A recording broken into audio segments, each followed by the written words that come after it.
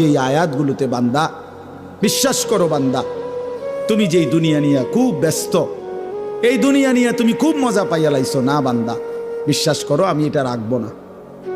তুমিও থাকবা না, দুনিয়াও থাকবে না। তোমারও মৃত্যু হবে, গোটা সৃষ্টিরও মৃত্যু হবে। তোমার মৃত্যুরে মৌত বলে, গোটা সৃষ্টির যেদিন মৃত্যু হবে সেটাকে কিয়ামত বলে। একদিন গোটা সৃষ্টির মৌত হবে।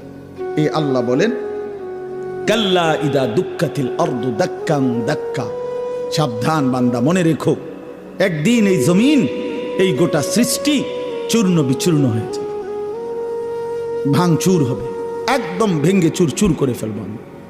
ইজা সামাউন ফাতারাত, আসমান কাচের মতো ভেঙ্গে ভেঙ্গে পড়বে, তারকারাজি খসে খসে পড়বে, পাহাড়গুলো উঠতে থাকবে তুলার মতো, সাগর নদীর পানিগুলো টকবক করে উতরাইয়া বাষ্পের মতো